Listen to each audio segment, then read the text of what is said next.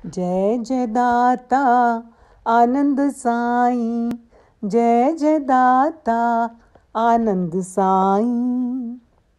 ओम ह्रीं ह्रीं साईनाथाय नमः।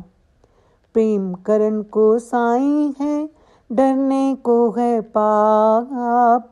साईं सिमरन भजन से जाए तीनों ताप। दुख आते हैं पापों से, पाप कर्म से बच।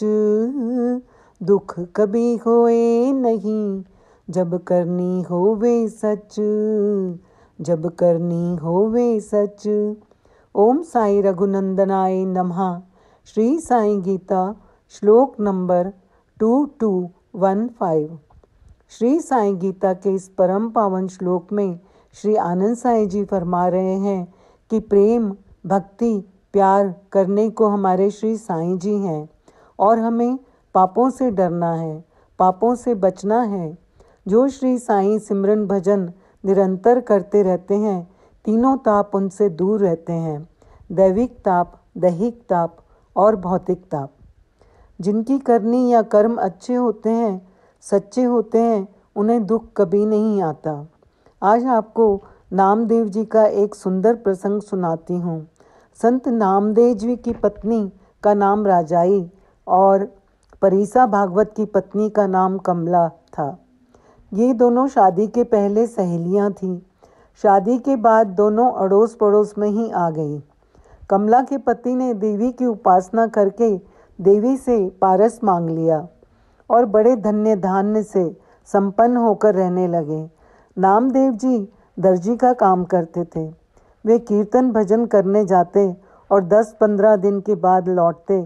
अपना दर्जी का काम करके आटे दाल के पैसे इकट्ठे करते और फिर वापस चले जाते। वे अत्यंत दरिद्रता में जीते थे, लेकिन अंदर से बहुत संतुष्ट और खुश रहते थे। एक दिन जब नामदेव जी भजन कीर्तन के लिए गए तो कमला ने राजाई से कहा कि तुम्हारी गरीबी देखकर मुझे तरस आता है।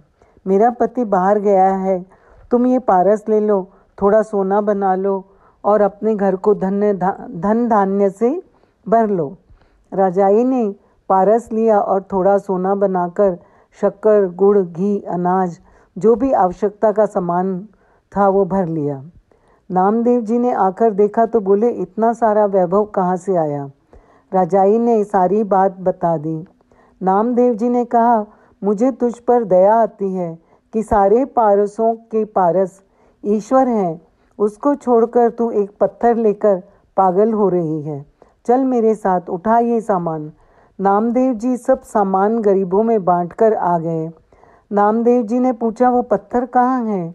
राजाई ने पारस ले आई।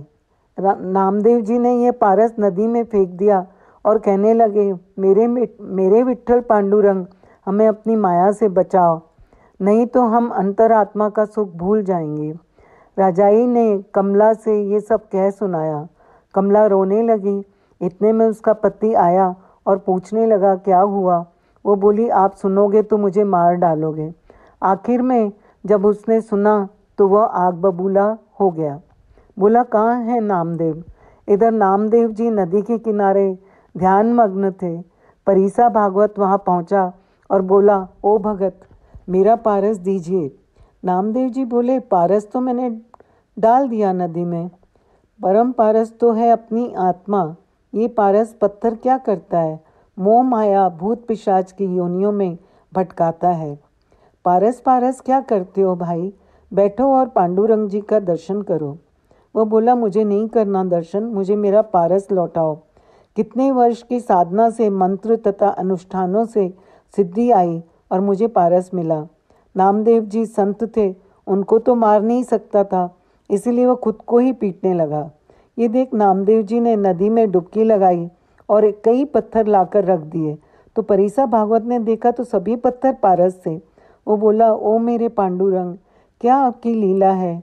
हम नामदेव जी को दरिद्र समझ रहे थे, लेकिन हम ही दरिद्र हैं। और उसने सारे पारस नदी में फेंक दिए और परमात्म पारस के ध्यान में मग्न हो गए। ओम साई राम, जय साई राम।